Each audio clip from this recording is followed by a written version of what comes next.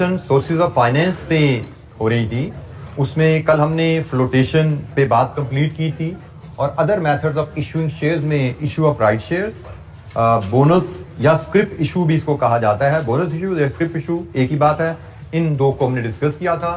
Flotation में IPO था, private placing था, इंट्रोडक्शन था, और राइट इशू एंड बोनस या स्क्रिप इशू। तो जनाब एनी क्वेश्चन, कोई सवाल कल के लेक्चर से, कोई पॉइंट आपको लगता हो जिसमें आपको मजीद कोई एक्सप्लेनेशन चाहिए, तो जहन में कोई इशू है पूछिए। जी बेटा।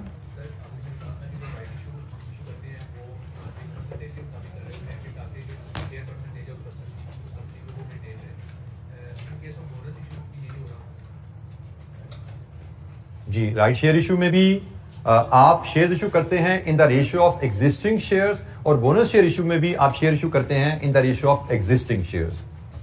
जैसे मैंने आपको यहाँ पे कोई एग्जांपल में लिखा भी था, जैसे ये भी 145 है, हर जिस बंदे के पास 5 शेयर है, 5 शेयर के बदले 1 शेयर मिलने वाला है। और बोनस शेयर में भी लगभग ऐसी ही बात की जाती है, जैसे ये बात लिखी हुई है 142 है या 144 है, एक ही रेशियो होगी, सब एग्जिस्टिंग शेयर होल्डर्स को उसी रेशियो में शेयर ऑफर किए जाते हैं। जी, any other question? Right share issue में तो आप शेयर होल्डर से पैसा मांग रहे हो, ठीक है। बोनस शेयर इशू में से तो आप पैसा मांग ही नहीं, शेयर होल्डर का पैसा आपके पास पड़ा हुआ है, उसमें से शेयर इशू कर रहे हो। तो शेयर होल्डर का पैसा जो आपके पास पड़ा हुआ है वो एग्जिस्टिंग रेशियो में ही पड़ा हुआ है। मेरे 10% शेयर है, तो टोटल पैसे जो आपके पास पड़े हुए उसमें 10% मेरे पैसे हैं, तो मुझे 10% शेयर आने चाहिए उसके हिसाब से, ठीक है। तो रेशियो, उसी रेशियो में जो एग्जिस्टिंग शेयर की रेशियो होती है, उसी रेशियो में bonus share, right share offer किए जाते हैं।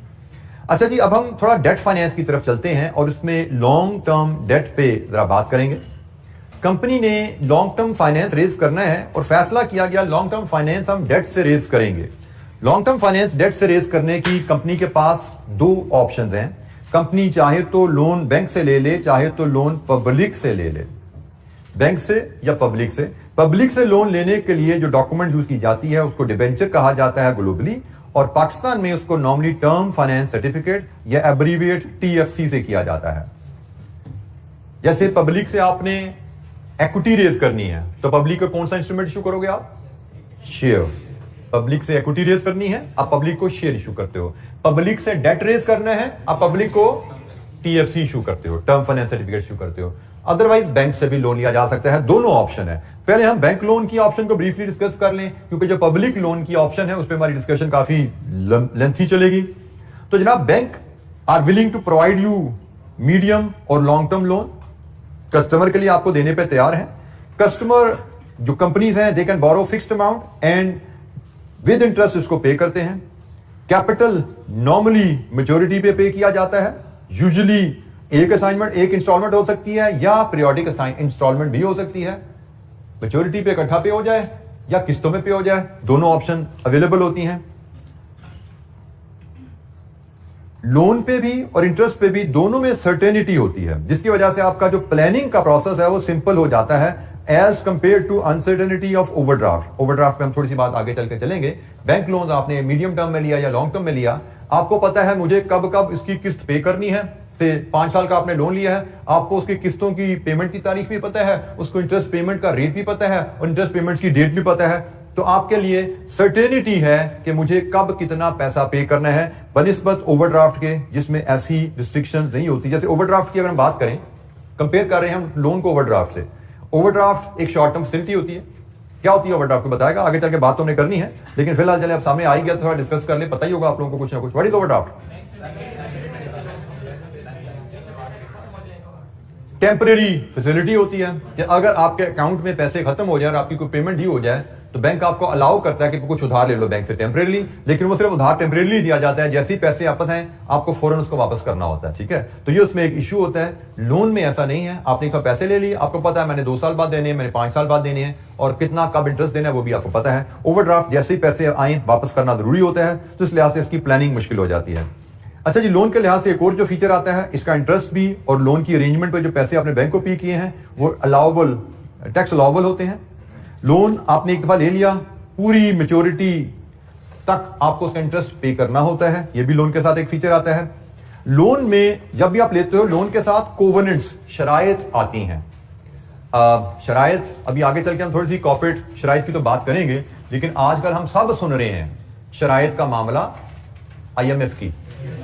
IMF ने कहा पेट्रोल की कीमतें बढ़ाओ, सब्सिडी विड्रॉ करो, ये शराइत हैं कि ठीक है जी लोन लेना है हमसे तो फिर हमारी शर्तें भी मानो। इनको कोवेनेंट्स कहा जाता है, ठीक है, इनको terms and condition of the loan या कोवेनेंट्स कहा जाता है। आप जब भी लोन लोगे किसी भी पार्टी से, वो कुछ शराइत लगाती है और अगर आप वो शराइत को पूरा नहीं करते तो लोन इमीडिएटली रीपेबल हो जाता है। लोन लिया आपने 5 साल का, लेकिन 6 महीने बाद आपने एक टर्म ब्रीच कर दी, वो टर्म ब्रीच होगी, आपने शर्त पूरी नहीं की तो लेंडर जो है इमीडिएटली रीपेमेंट डिमांड कर सकता है।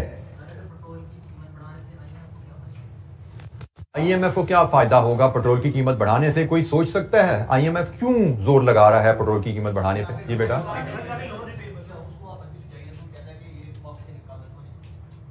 लेंडर जब पैसा देता है तो सबसे अहम चीज उसके लिए होती है, लेंडर सिर्फ लोन उसी को देगा जो उसको लोन की वापसी के लिए अपनी इनकम के जराए बता पाएगा।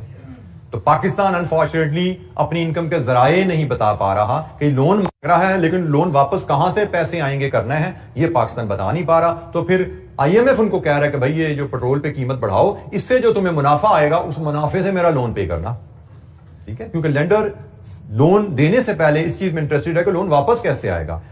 बारोअर जो है पैसे जो ले रहा है वो कहां से कमा के, किस सोर्स से कमा के पैसे वापस करेगा। मुझे याद है ग्रुप में किसी ने पूछा था कि कहीं पे कि लोन तो सिक्योर्ड होता है तो फिर लेंडर को उसकी वापसी की टेंशन क्या है?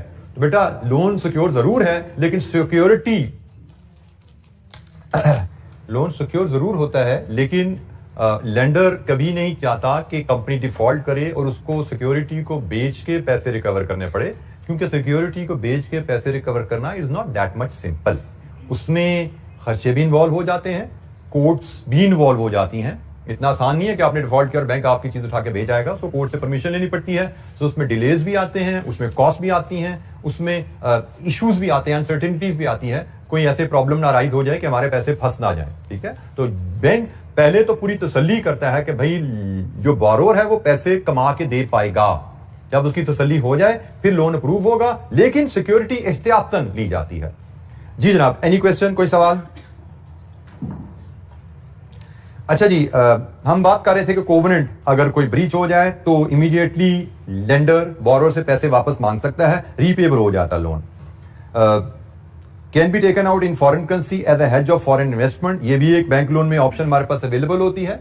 हेज क्या है ये हमने रिस्क मैनेजमेंट का एरिया पढ़ने हैं इंशाअल्लाह, आखिरी टॉपिक हमारा होगा, उसमें हम जाके इस बात को डिस्कस करेंगे। फॉर द टाइमिंग ये पॉइंट आपके सामने एक मैं कह सकता हूं फॉर द टाइमिंग इसकी एक्सप्लेनेशन कॉन्सेप्चुअल बैकग्राउंड में अभी नहीं दे रहा, लेकिन जब आप रिस्क मैनेजमेंट का एरिया पढ़ेंगे तो उसके बाद रिवीजन में ये पॉइंट आपके सामने आएगा तो इसको आप एब्जॉर्ब कर पाएंगे। Company can offer security in order to secure a loan, ये जी बात हम कर चुके हैं। अच्छा ये तो ब्रीफ है, जैसे मैंने कहा बैंक लोन के कुछ फीचर्स हमने बात कर लिए वेरी ब्रीफली। हमें 2-3 नंबर का नोट आई, MCQ में कोई चीज आ जाए हम इसको डिस्कस करेंगे। ज्यादा जो लंबी डिस्कशन हमारी होनी है वो पब्लिक से जो डेट लेने के लिए जो डॉक्यूमेंट है डिबेंचर या TFC, इस पे होनी है। डिबेंचर या TFC होता क्या है? It is a written acknowledgement issued by the company to investor, generally public होती है, usually contain provision relating to, इसमें क्या क्या चीजें शामिल होती हैं? डेट कितना लिया है कंपनी ने आपसे, उसकी रीपेमेंट डेट क्या है और रीपेमेंट का पैटर्न, किस्तें क्या होनी है, और इंटरेस्ट पेमेंट और उसका पैटर्न क्या होने वाला है, ठीक है। ये कुछ ब्रीफ इंफॉर्मेशन आपके जो आपको TFC सर्टिफिकेट दिया जाता है, जो डिबेंचर सर्टिफिकेट दिया जाता है, उस पर ये ब्रीफ इंफॉर्मेशन होती है। डिबेंचर्स के लिए commonly interchangeably loan notes, loan stock और कॉर्पोरेट बॉन्ड की टर्म भी यूज की जाती है इंटरनेशनली। पाकिस्तान में तो उसको TFC कहा जाता है, इंटरनेशनली उसको डिबेंचर भी कहा जाता है। Internationally loan notes, loan stock, corporate bonds, ये भी डिबेंचर्स के ही अल्टरनेटिव टर्म्स हैं। डिबेंचर से रिलेटेड कुछ टर्मिनोलॉजीज। डिबेंचर्स भी just like shares can be listed and traded in stock exchanges और दे मे बी अनलिस्टेड। हाँ, ये ख्याल कीजिएगा, सिर्फ लिस्टेड कंपनी ही अपने डिबेंचर्स को लिस्ट करवा सकती हैं। अगर कंपनी ही अनलिस्टेड है तो उसके डिबेंचर भी लिस्ट नहीं हो सकते। हाँ, लिस्टेड कंपनी चाहे तो अपने डिबेंचर को अनलिस्टेड रखे, चाहे तो लिस्ट करवा ले। डिबेंचर को लिस्ट करवाने से कंपनी को क्या फायदा होगा? मार्केटेबल हो जाते हैं, प्राइमरी बेनिफिट। कोई भी इंस्ट्रूमेंट जब स्टॉक एक्सचेंज में लिस्ट हो जाता है, वो शेयर्स हैं या वो डिबेंचर हैं, वो मार्केटेबल हो जाते हैं। मार्केटेबिलिटी का फायदा क्या है? इन्वेस्टर जिसने कंपनी को पैसे दे के वो सर्टिफिकेट बाय किया है, जब भी उसको पैसे की जरूरत पड़ेगी वो मार्केट में अपना सर्टिफिकेट बेच सकता है। सो जब इन्वेस्टर को पता हो कि कंपनी को जो मैं पैसा दे रहा हूं, मैं जब भी चाहूंगा मार्केट से वो पैसा वापस ले सकता हूं, तो investors are more inclined towards making such investment. मतलब दो कंपनीज ने डिबेंचर ऑफर किए, एक कंपनी के डिबेंचर लिस्टेड है, एक कंपनी के अनलिस्टेड है। अनलिस्टेड डिबेंचर में मैं पैसा डालूंगा, मुझे पता है कि मैंने आज कंपनी को जो पैसा दिया ये मैच्योरिटी पे ही वापस आना है मेरे पास। 5 साल का लोन है, 5 साल बाद ही वापस आएगा, उससे पहले पैसा मेरे पास नहीं आ सकता वापस, क्योंकि मेरा इंस्ट्रूमेंट अनलिस्टेड है, मैं बेच भी नहीं सकता उसको। लेकिन यही लोन मैंने लिस्टेड कंपनी को दिया है, मुझे पता है कंपनी ने तो 5 साल बाद वापस करना है, लेकिन मुझे कभी पैसे की जरूरत पड़ी तो मैं आपको बेच दूंगा इंस्ट्रूमेंट मार्केट में जाके। आपको जरूरत पड़ी आप किसी दूसरे को बेच दोगे, तीसरे को बेच दोगे, कंपनी से पैसा 5 साल बाद ही निकलना है। लेकिन इन्वेस्टर का पैसा ब्लॉक नहीं है, वो जब भी चाहे मार्केट में इंस्ट्रूमेंट बेच सकता है। सो लिस्टेड इंस्ट्रूमेंट ज्यादा अट्रैक्टिव होते हैं। लिस्टेड इंस्ट्रूमेंट के अगेंस्ट पैसा रेज करना, पब्लिक से पैसा निकलवाना आसान है, अनलिस्टेड इंस्ट्रूमेंट के अगेंस्ट पैसा निकलवाना मुश्किल होता है। तो डिबेंचर्स लिस्टेड कंपनी चाहे तो लिस्ट भी करवा सकती है। डिबेंचर सिक्योर्ड भी हो सकते हैं और अनसिक्योर्ड भी हो सकते हैं। नॉर्मली जैसे हमने बात किया था, लोन सिक्योर्ड होते हैं, बैंक तो जो भी लोन देता है वो तो सिक्योर्ड ही होता है। लेकिन डिबेंचर्स जब पब्लिक से लोन लेने की बात आती है तो इसमें पब्लिक जो बहुत अच्छी रेपुटेशन और गुडविल वाली कंपनी होती है, उनको सिक्योरिटी के बगैर भी लोन देने पे तैयार हो सकती हैं। यहां पे अनसिक्योर्ड लोन भी आप रेज कर सकते हैं। और जब हम सिक्योरिटी की बात करते हैं तो सिक्योरिटी दो तरह की होती है, एक फिक्स चार्ज, एक फ्लोटिंग चार्ज। इन टर्म्स से आप फेमिलियर है? यस और नो? कुछ ने यस का, कुछ ने नो का। जो फेमिलियर है कहां पढ़ा है इन्होंने? कंपनी लॉ में पढ़ा। जो नो कह रहे हैं उन्होंने कंपनी लॉ नहीं पढ़ा। फिक्स चार्ज आप कहते हो जब एक लोन सिक्योर्ड है against fixed asset, capital asset. आपने लेंडर को capital asset as security provide किया है, तो हम कहते हैं कि your loan is secured against fixed charge. लेकिन बाज़ औक़ात आप कैपिटल एसेट की बजाय लेंडर को, कंपनी जो है वो लेंडर को कैपिटल एसेट की बजाय जो करंट एसेट्स हैं वो ऑफर करती हैं सिक्योरिटी में। जैसे कंपनी में सजेस्ट कि जी आप हमें लोन दे लीजिए, अगर हमसे कोई डिफॉल्ट हो तो हमारा सारा स्टॉक आप ले लीजिएगा, करंट एसेट। ये जो हमारा गोदाम में स्टॉक पड़ा है ये सारा आपका, या हमने जो डेटर से पैसा रिकवर करना है वो आप रिकवर कर लीजिएगा। इसको हम कहते हैं जी फ्लोटिंग चार्ज। करंट एसेट के अगेंस्ट सिक्योरिटी आपने लोन लिया है तो उसको हम फ्लोटिंग चार्ज सिक्योरिटी कहते हैं। कैपिटल एसेट के अगेंस्ट आपने अगर सिक्योरिटी देकर लोन लिया है तो इसको फिक्स चार्ज सिक्योरिटी कहा जाता है। फ्लोटिंग चार्ज इसलिए कहा जाता है करंट एसेट की सिक्योरिटी को कि करंट एसेट की वैल्यू फ्लोट करती रहती है। फिक्स्ड एसेट है ना, बिल्डिंग है, प्लांट है, लैंड है, फिक्स पड़ा हुआ एसेट, ठीक है जी। बिल्डिंग वहीं की वहीं खड़ी है, प्लांट भी आपके इस्तेमाल में है, लैंड भी वहीं की वहीं खड़ी है। अगर आपने फिक्स्ड एसेट दिया है एज अ सिक्योरिटी तो वैल्यू और एसेट लॉक है वो। लेकिन अगर आपने stock as a security offer किया है बैंक को, या debtors as a security offer किया है बैंक को, तो स्टॉक भी कभी रॉ मटेरियल, कभी वर्क इन प्रोसेस, कभी फिनिश गुड, फिर नया रॉ मटेरियल आ गया, उसकी वैल्यू ऊपर नीचे होती जा रही है। डेटर्स को कभी सेल हो रही है, कभी पैसा आ रहा है, डेटर्स की वैल्यू भी ऊपर नीचे होती रहती है। ऐसा नहीं होता कि स्टॉक आपने बैंक लेंडर को ऑफर किया उसके बाद बिजनेस रोक दिया आपने। बिजनेस आपका चलता जा रहा है, स्टॉक आपका गोदाम के अंदर पड़ा हुआ है, उस पे लेंडर अगर चाहे तो आपके डिफॉल्ट की केस में वो कब्जा करके, मतलब अपना वो चौकीदार उन्होंने ऑलरेडी बिठाया होता है इस केस में, लेकिन अगर आप डिफॉल्ट करो तो उसको कॉन्फिडेंशियल कर लेंगे। लेकिन जब तक आपने डिफॉल्ट नहीं किया उसमें स्टॉक रखना नया और पुराना उठाना दिस इज अलाउड। कि नया आ रहा है, पुराना जा रहा है, तो वैल्यू फ्लोट कर रही है, स्टॉक फ्लोट कर रहा है। मशीन में ऐसा नहीं होता, बिल्डिंग में ऐसी नहीं होती, वो खड़ी है बिल्डिंग वहीं की वहीं खड़ी है, वो लॉक है, उसको फिक्स चार्ज कहा जाएगा। और फ्लोटिंग चार्ज हम इसलिए कहते हैं कि उनकी वैल्यू फ्लोट करती है। डिबेंचर्स रिडीमेबल भी हो सकते हैं, रीपेबल मतलब उनकी मैच्योरिटी डेज हो सकती है, और इरिडीमेबल भी हो सकते हैं मतलब परमानेंट डिबेंचर। क्या पैसे दे दो कंपनी को, कंपनी कहेगी जी मैं आपको टिल फॉरएवर परपेचुटी सिर्फ इंटरेस्ट पे करूंगी, लोन की वापसी नहीं है। हाँ, कंपनी लिक्विडेट होगी फिर उस केस में वापसी होगी लोन की, उससे पहले लोन की वापसी नहीं है। तो दोनों तरह के डिबेंचर, दोनों तरह के लोन लिए जा सकते हैं। डिबेंचर की जो पाकिस्तान में फेस वैल्यू है 5000 पर इंस्ट्रूमेंट है। जैसे पाकिस्तान में शेयर की फेस वैल्यू क्या है? 10 रुपीज। इंटरनेशनली इट इज $1 या £1 या €1। इसी तरह पाकिस्तान में जो डिबेंचर की फेस वैल्यू है एक सर्टिफिकेट की वो 5000 होती है। इंटरनेशनली इट इज $100, £100 या €100। तो ये नॉमिनल वैल्यू कहलाती है जिनकी। डिबेंचर से रिलेटेड एक और टर्म होती है जी coupon interest rate. Coupon interest rate से मुराद के डिबेंचर पे किस रेट से इंटरेस्ट पे किया जाएगा। से 10% कूपन इंटरेस्ट रेट अगर आपको डिबेंचर पे दिया गया है और नॉमिनल वैल्यू आपकी 5000 रुपए है, इसका मतलब क्या है कि 10% इंटू 5000 आपकी annual interest payment 500 rupees per annum. Coupon rate ये भी डिबेंचर पे लिखा होता है और नॉमिनल वैल्यू या फेस वैल्यू ऑफ इंस्ट्रूमेंट ये भी डिबेंचर पे प्रिंटेड होती है। कूपन रेट को नॉमिनल वैल्यू से मल्टीप्लाई करें तो आपको एनुअल इंटरेस्ट पेमेंट मिलती है। तो ये जनाब हमारी इंटरेस्ट कूपन इंटरेस्ट रेट और नॉमिनल वैल्यू की कहानी है। अच्छा जी, अब ये छोटी सी कैलकुलेशन का कॉन्सेप्ट जो हमारे सिलेबस में इन्वॉल्व है, अब हम उसकी तरफ मूव करने जा रहे हैं। Market value of the debenture. Every debenture instrument which is listed in stock exchange will have a market value as well. Nominal value जो फेस वैल्यू है, जिसपे जो प्रिंटेड है आपके डिबेंचर के ऊपर, जैसे मैंने कहा पाकिस्तान में नॉमिनेटेड 5000 डिबेंचर एक दफा जब इशू हो जाता है और वो लिस्टेड डिबेंचर है, देन मैंने एक डिबेंचर खरीदा, उसके बाद ऑनवर्ड मैं बेचना चाहता हूं आपको, तो फिर मार्केट में जाया जाता है, मार्केट में देखा जाता है प्राइस क्या चल रही है। डिबेंचर एक दफा जब इशू हो जाता है तो फिर उसकी मार्केट प्राइस में be different from its nominal value. ठीक है जी, तो नॉर्मली इशू किया जाएगा नॉमिनल वैल्यू पे या पार वैल्यू पे, और इसका कूपन रेट फिक्स किया जाता है at the time of issue according to prevailing interest rate.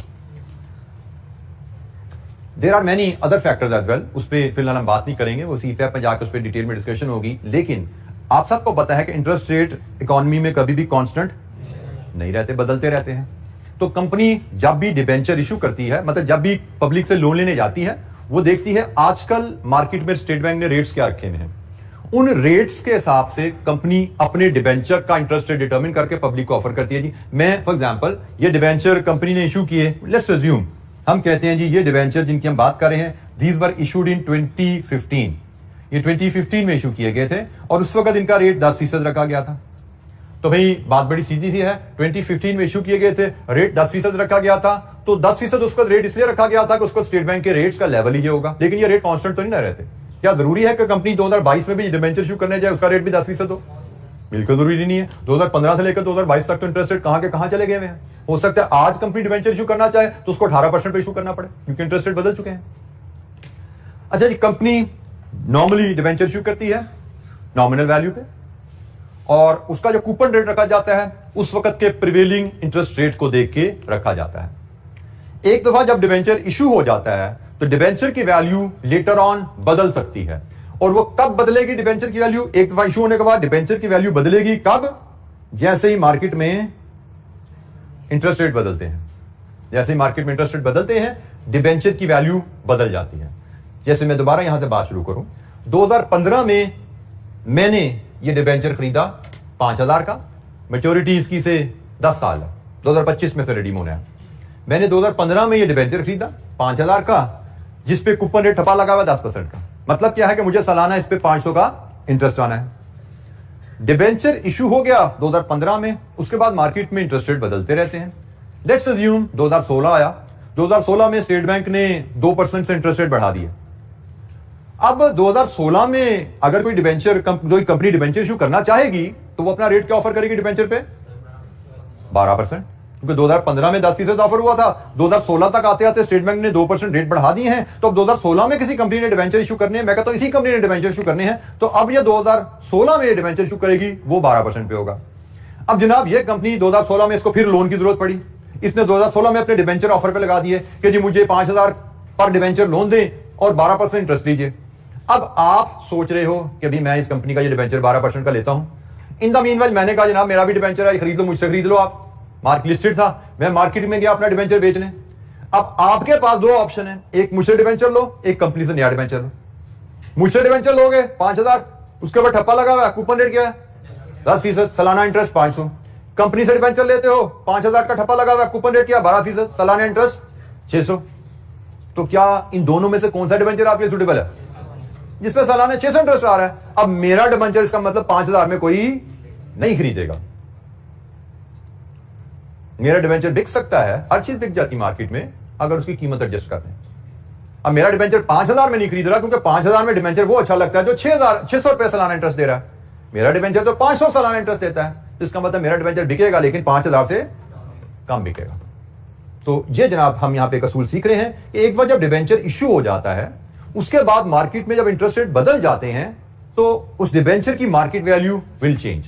जैसे हमने यहां पे बात सीखी कि अगर मार्केट में इंटरेस्ट रेट अगर बढ़ेंगे तो मार्केट वैल्यू ऑफ डिबेंचर गिर जाएगी, एंड वाइस वर्सा। अगर मार्केट में इंटरेस्ट रेट गिर जाएंगे तो मार्केट वैल्यू ऑफ डिबेंचर बढ़ जाती है। ये जी बेसिक असूल है, और इस असूल को लेके हमें एक छोटी सी कैलकुलेशन भी यहां पे सिखाई गई है कि एक डिबेंचर जब इशू हो जाता है तो इशू होने के बाद मार्केट में इंटरेस्ट रेट बदलने से उसकी मार्केट वैल्यू कैसे कैलकुलेट की जा सकती है। जैसे मैंने भी आपसे डिस्कशन में बात की कि डिबेंचर जब इशू हुआ उसका 10% इंटरेस्ट रेट था, साल बाद जब उसका रेट 12% रह गया तो उसकी वैल्यू कम होगी। कम होके कहां आएगी? How to measure that. हम ये छोटा सा असूल हमें सीखना है, how to determine market value of a debenture. ये जी हमारे स्कोप में ये कैलकुलेशन है। इस पे हमें क्वेश्चन भी शायद मॉडल पेपर में और रिसेंट अटेम्प्ट में नजर आए हैं। Determining market value of a debenture, ये इस चैप्टर की आई थिंक वाहिद मैथमेटिक्स है इस चैप्टर में जो हमें सीखनी है। अच्छा जी, बेसिक असूल है डिबेंचर की मार्केट वैल्यू डिटरमिन करने के लिए, and that principle is PV of future cash flows associated with debenture. Debenture के एसोसिएटेड फ्यूचर कैश फ्लोज लो, उनकी पीवी कैलकुलेट करो using relevant prevailing interest rate as discount factor. Future cash PV ले लो, किस रेट पे? Prevailing interest rate पे। और ये फ्यूचर कैश फ्लोज कौन से होते हैं? अगर आपके पास इरिडीमेबल डिबेंचर है तो फ्यूचर कैश फ्लो में सिर्फ इंटरेस्ट इनकम है इन परपेचुअली, और अगर आपके पास रिडीमेबल डिबेंचर है तो इंटरेस्ट इनकम है और फिर फाइनली रिडम्पशन ऑफ प्रिंसिपल है, रीपेमेंट ऑफ प्रिंसिपल है। तो आपने किसी भी डिबेंचर को वैल्यू करना है। आप देखो कि भाई ये डिबेंचर अगर मेरे पास है तो मुझे इस डिबेंचर से फ्यूचर में कब कब कितना कितना पैसा आएगा। कैश फ्लो फ्यूचर सर्टेन करो। इरिडीमेबल डिबेंचर में सिर्फ इंटरेस्ट आता है, हमने अभी बताया, वो रीपे नहीं होता। सालाना इंटरेस्ट आएगा परपेचुटी, तो सालाना इंटरेस्ट को प्रिवेलिंग इंटरेस्ट रेट पे, एक था इंटरेस्ट रेट जिसपे बॉन्ड इशू किया गया, ये है बॉन्ड जिसपे डिबेंचर जिसपे इशू किया गया। प्रिवेलिंग वो है जो उस वक्त वैल्यूएशन के वक्त मार्केट में चल रहा है। जैसे मैंने कहा 2005 में ये 10% पे इशू हुआ, 2016 में 2015 में इशू हुआ, 2016 में prevailing interest rate was 12%, market में इंटरेस्ट रेट 12% पे चला गया। तो जनाब आपने जिस भी डिबेंचर की वैल्यू लेनी है उस डिबेंचर के फ्यूचर कैश फ्लोज एस्टिमेट कीजिए और उनको डिस्काउंट कर लीजिए प्रिवेलिंग इंटरेस्ट रेट पे। तो ये जो प्रेजेंट वैल्यू आपको मिलती है ये आपकी मार्केट वैल्यू ऑफ डिबेंचर होती है। अच्छा जी, हमारे पास पेज 89 नोट्स पे कुछ एग्जांपल एंड एक्टिविटीज हैं, हम उनकी मदद से उनको देखते हैं। और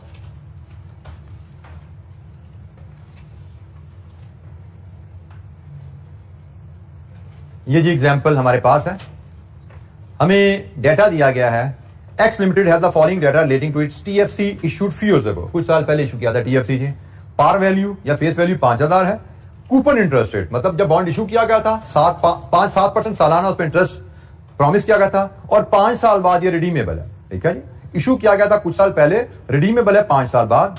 रिडम्पशन वैल्यू है 10% प्रीमियम, रिडम्पशन होनी है 10% प्रीमियम के ऊपर, मतलब 5000 की जगह आपने 5500 पे वापस करने हैं। रेलेवेंट प्रिवेलिंग इंटरेस्ट रेट 9% है, मतलब आपने कुछ साल पहले जब इशू किया था तब प्रिवेलिंग इंटरेस्ट रेट 7% थे, आज प्रिवेलिंग इंटरेस्ट रेट 9% है। तो हमने अगर इस बॉन्ड की मार्केट वैल्यू कैलकुलेट करनी है तो उसके लिए मैं आपको चलें वर्किंग हम बना लेते हैं, एक वर्किंग बना के उस पर हैंडल करते हैं इसको। हम एग्जाम्पल को फॉलो कर रहे हैं पेज 89 की। हमारा ये डिबेंचर रिडीमेबल है, हमने कहा जी रिडीमेबल डिबेंचर है तो इससे हमें इंटरेस्ट आना है सालाना 5 साल तक। इंटरेस्ट सालाना आना है 5000 पे 7% के हिसाब से 350, और फिर रीपेमेंट या रिडम्पशन आनी है 5 साल बाद 5000 पे 10% प्रीमियम के साथ 5500 में। तो जनाब हमने कहा जी हमें जिस बॉन्ड की मार्केट वैल्यू लेनी है उस बॉन्ड के फ्यूचर के कैश फ्लोज असर्टेन कीजिए कि अगर ये बॉन्ड मेरे पास हो तो मुझे फ्यूचर में इससे कब कब कितना पैसा आएगा। तो मुझे 5 साल सालाना 350 रुपए आएंगे, 7% 5000 पे, और 5 साल बाद रिडम्पशन में 10% प्रीमियम के साथ 5500 आएंगे। असूल क्या है, फ्यूचर कैश फ्लोज को डिस्काउंट कर लो प्रिवेलिंग मार्केट इंटरेस्ट रेट पे जो कि है 9%। तो जनाब 9% पे डिस्काउंट कीजिए, पीवी लीजिए, ये मिलेगी आपको market value of the bond. तो जनाब ये 9% पे एन्युटी है, 5 साल 9% नॉर्मल एन्युटी। कितना परसेंट है जी, क्या फैक्टर है जी 890, और ये वन ऑफ कैश फ्लो है 9% 5 ईयर बाद, क्या डिस्काउंट फैक्टर है 0.650। लीजिए जी प्रेजेंट वैल्यू इंटरेस्ट की क्या बनती है 1362, और प्रिंसिपल की रीपेमेंट की क्या बनती है 3575। सम कीजिए 5 डेसिमल उड़ा दीजिए, राउंड ऑफ कर दीजिए, 357 54937, यह जी मार्केट वैल्यू। हम अदरवाइज भी बता सकते थे कि जब बॉन्ड इशू हुआ तब इंटरेस्ट रेट क्या था 7%, लेटर ऑन इंटरेस्ट रेट ऊपर जाने से मार्केट वैल्यू नीचे आ जाती है ना। ये पढ़ा था ना हमने कि मार्केट के इंटरेस्ट रेट का और बॉन्ड की वैल्यू का इनवर्स रिलेशनशिप है। मैं आपको थोड़ी देर पहले एग्जांपल दे रहा था कि जी 10% पे बॉन्ड इशू हुआ, मार्केट में रेट 12% पे चला गया, तो मेरा बॉन्ड 5,000 का नहीं बिकेगा, कम का बिकेगा। वही रिलेशनशिप मैंने यहां पे देखा, 7% पे बॉन्ड इशू हुआ था, मार्केट में रेट 9% पे चला गया है, अब बॉन्ड 5,000 का नहीं बिकेगा, बॉन्ड कम का बिकेगा। So value of the bond determine करना, मैंने ये बॉन्ड खरीदना है, मैं ये बॉन्ड कितने का खरीदूंगा, उसके लिए मैं देखना चाहूंगा कि मैं अगर ये बॉन्ड खरीदता हूं मुझे फ्यूचर में इससे फायदा क्या मिलना है। जो फायदा मिलना है फ्यूचर का वो डिटरमिन कीजिए और उसको प्रिवेलिंग मार्केट इंटरेस्ट रेट पे डिस्काउंट कर लीजिए। मुझे एज एन इन्वेस्टर इस बॉन्ड से फ्यूचर में क्या फायदा मिलना है उसको मैं अपने प्रिवेलिंग इंटरेस्ट रेट पे डिवाइड करूं। PV gives me the value कि मुझे ये बॉन्ड कितने का खरीदना चाहिए। मुझे ये बॉन्ड 4937 का बारे में है, 5000 का नहीं, 4937 में मैं ये खरीदूंगा। जी एनी क्वेश्चन, कोई सवाल? अच्छा जी, मजीद और भी कुछ कैलकुलेशन हमारे पास इसी से रिलेटेड है। एक और एक्टिविटी है जी हमारे सामने। Y limited has the following data relating to its TFC issued few years ago. Par value 5000, coupon rate 12%, redeemable in 10 years, redemption value par है, रेलेवेंट प्रिवेलिंग इंटरेस्ट रेट 10%। हमें नजर आ रहा है कि जब बॉन्ड इशू हुआ 12% पे था, मार्केट में इंटरेस्ट रेट अब गिर चुके हैं, इसका मतलब बॉन्ड वैल्यू 5000 से ज्यादा होगी। कितनी ज्यादा होगी इसके लिए हम वैल्यू कैलकुलेट कर लेते हैं इसकी। वही मेथड जो हमने ऊपर इस्तेमाल किया, ये भी रिडीमेबल है ना, रिडीमेबल बॉन्ड है, तो इससे में जो कैश फ्लोज आने, एक इंटरेस्ट आना है प्लस रिडम्पशन होनी है। 10 साल इंटरेस्ट आएगा 5000 पे 12% के हिसाब से 600, और 10 साल बाद रिडम्पशन होगी पार पे, और डिस्काउंट फैक्टर हमें लेना है प्रिवेलिंग इंटरेस्ट रेट, वो आ गया हुआ है 10% पे। प्रिवेलिंग इंटरेस्ट रेट 12 से गिर के 10% पे आ गया, तो 10% 10 year annuity factor 145, 10% 10 year present value factor 386। लीजिए जी पीवी लीजिए इंटरेस्ट की 387 और प्रिंसिपल की 1930, सम करेंगे 5617। लीजिए जी, यही बात हमने डिस्कस की थी कि वैल्यू उसकी 5000 से ऊपर जा चुकी होगी, तो 5617 पे हमें नजर आ रही है। वैल्यू ऑफ डिबेंचर, जो भी डिबेंचर आपको दिया जाए आप उसके फ्यूचर कैश फ्लोज एस्टिमेट करेंगे और फ्यूचर कैश फ्लोज को प्रिवेलिंग इंटरेस्ट रेट पे डिस्काउंट कीजिए। जो पीवी है वो आपकी market value of the bond है।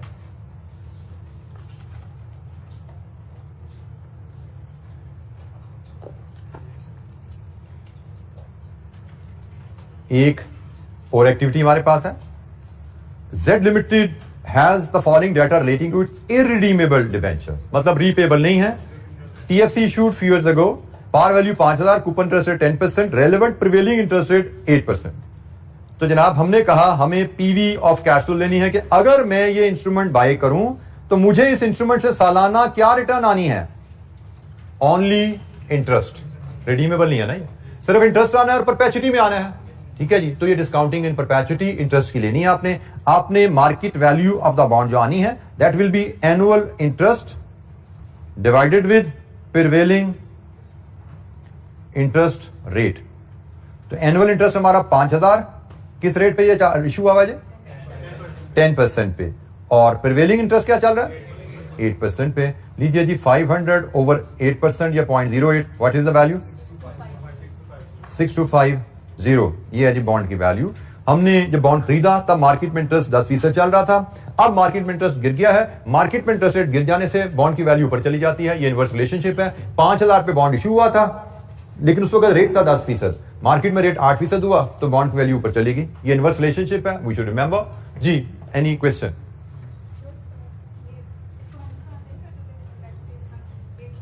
जी बेटा मैंने परपेचुटी के तरीके से किया है, annual cash flow over discount rate, ये परपेचुटी डिस्काउंटिंग इन परपेचुटी ही किया है। आप क्या कहना चाह रही हैं, उसके अलावा भी कोई परपेचुटी का तरीका होता है?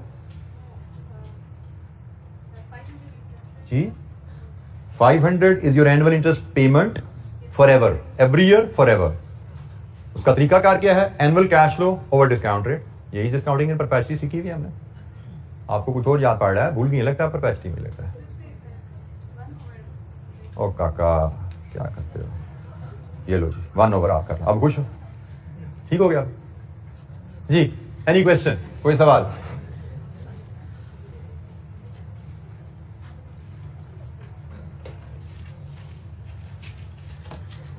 अच्छा जी, हमने जो बात हम डिस्कस कर रहे थे, कॉन्सेप्ट जब डिस्कस कर रहे थे, वो ये टर्म्स थी कि बॉन्ड जब इशू किया जाता है, कूपन इंटरेस्ट रेट फिक्स किया जाता है at the time of issue. जो मार्केट इंटरेस्ट रेट है उसके हिसाब से कूपन इंटरेस्ट रेट डिटरमिन किया जाता है।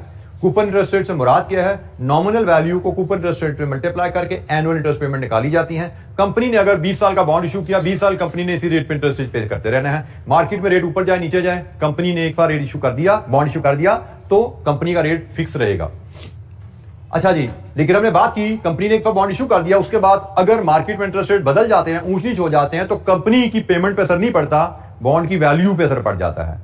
सब्सिक्वेंटली बॉन्ड इशू करने के बाद अगर मार्केट में इंटरेस्ट रेट बढ़ जाए तो बॉन्ड की वैल्यू नीचे चली जाएगी। अगर सब्सिक्वेंटली मार्केट में इंटरेस्ट रेट गिर जाए तो बॉन्ड की वैल्यू ऊपर चली जाती है। ये रिलेशनशिप है। और मार्केट में इंटरेस्ट रेट्स को लेके, कूपन रेट को लेके, पार वैल्यू को लेके बॉन्ड वैल्यू कैसे एस्टिमेट की जाती है, उसका हमने प्रिंसिपल डिस्कस किया, उसकी हमने कुछ एक्टिविटीज भी परफॉर्म की। Any question? Determining market value of a TFC, a debenture.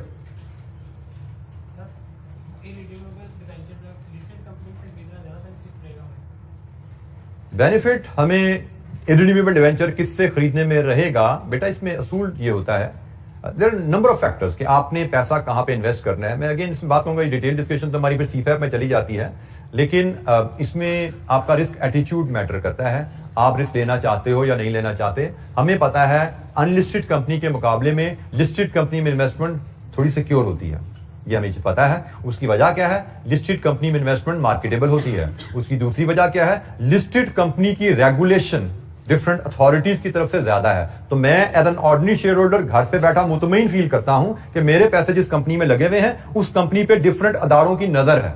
मैं तो नहीं उसको कंट्रोल कर पा रहा, देख पा रहा, लेकिन गवर्नमेंट के डिफरेंट अदारे, SECP है, स्टॉक एक्सचेंज है, ठीक है, ये कम से कम जरूर उसको क्लोजली मॉनिटर कर रहे हैं कि वो कुछ गड़बड़ तो नहीं कर रहे। जो फैसला करते हैं ठीक करते हैं, कंपनी के मुफाद में कर रहे हैं। तो ये इस वजह से हम इन जनरल लिस्टेड सिक्योरिटी में इन्वेस्टमेंट कम रिस्की समझी जाती है, ठीक है। बाकी there are many other factor जो कंसिडर किए जाते हैं।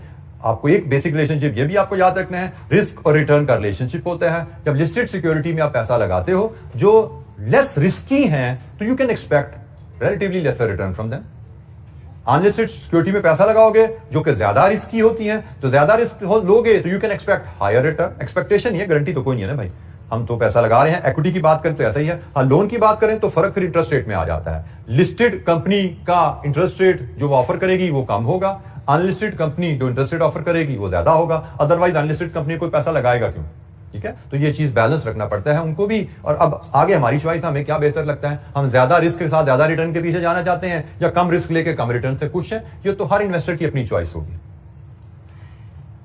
अच्छा जी, there are few more terms associated with debentures.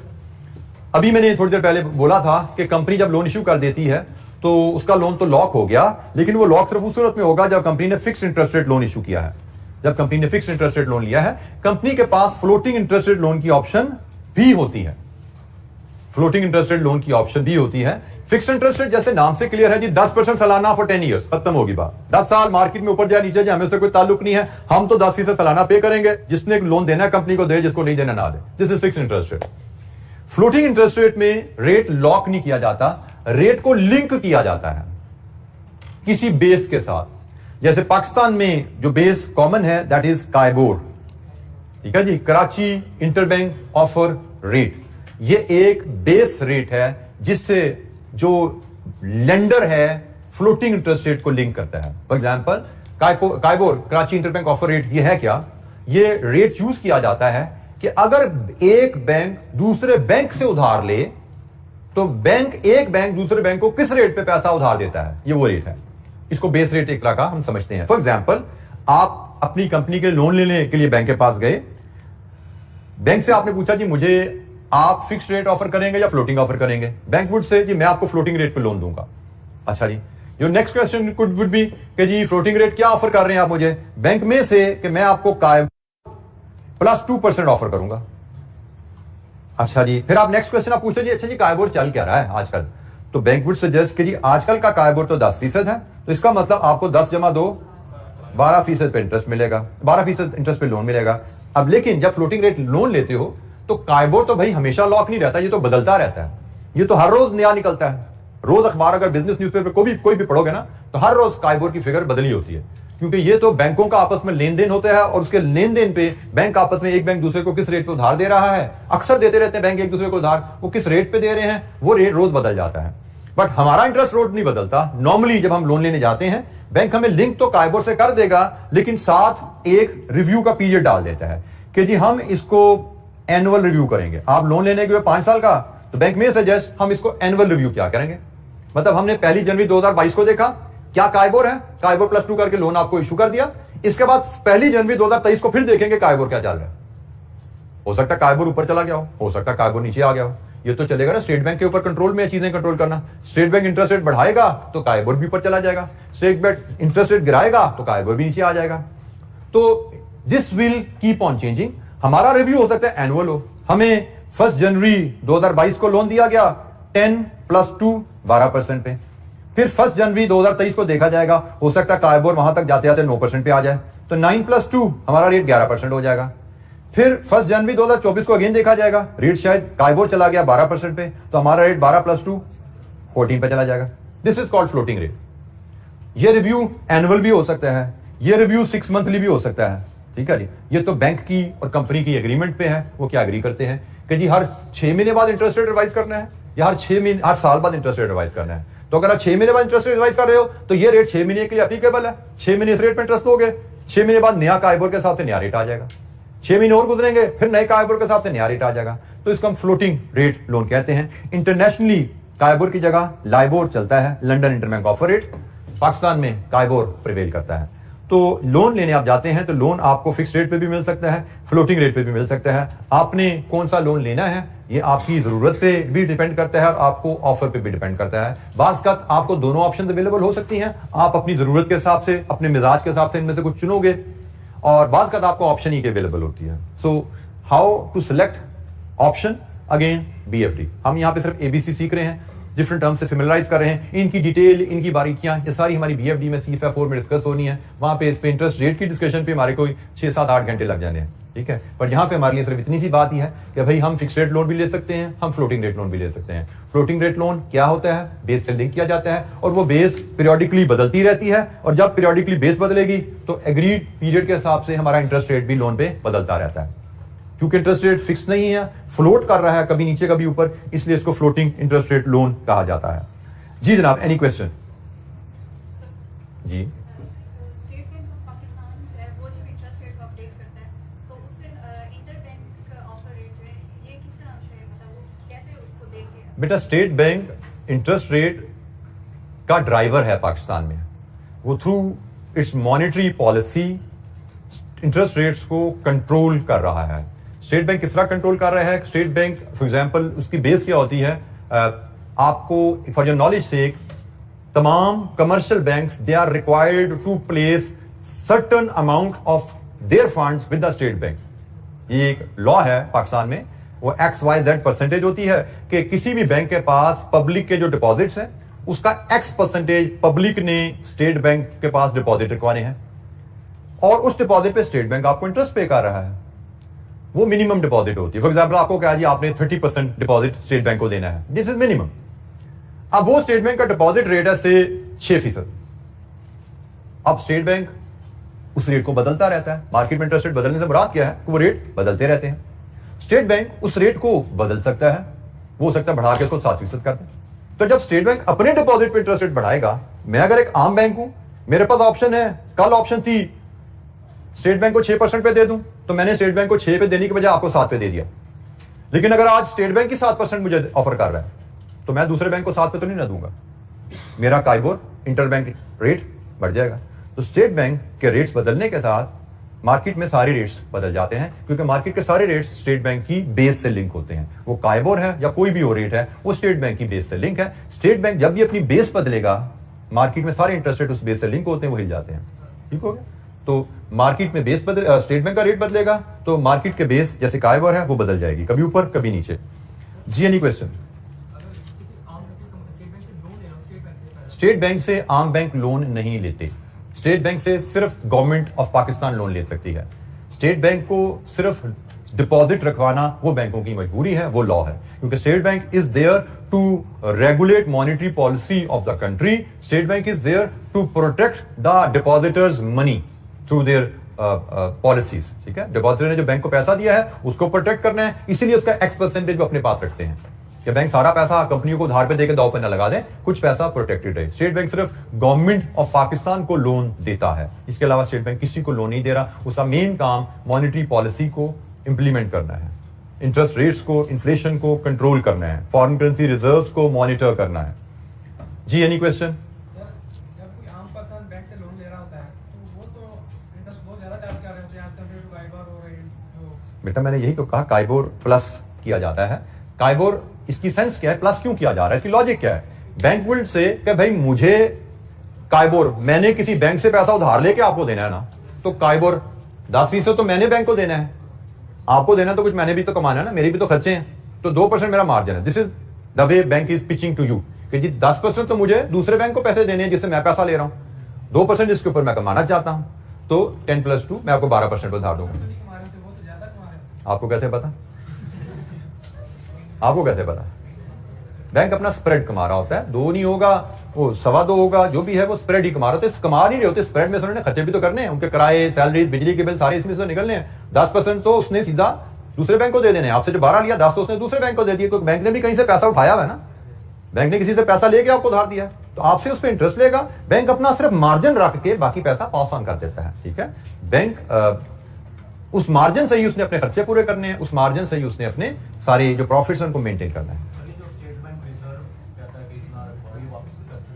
जी बेटा, आपकी जो स्टेट बैंक के पास आप जो पैसा रखवाते हैं कमर्शियल बैंक, वो बैंकों का पैसा है। अगर डिपॉजिटर पैसा बैंक से निकाल लेगा, बैंक के पास डिपॉजिट कम हो गए तो बैंक स्टेट बैंक से पैसा भी उसी रेशो से निकालेगा, क्योंकि रिक्वायरमेंट क्या है कि बैंक को जो पब्लिक का पैसा उसके पास पड़ा है उसका X% स्टेट बैंक के पास रखना है। पब्लिक बैंक से पैसा निकालेगी तो बैंक भी स्टेट बैंक से पैसा निकाल सकता है।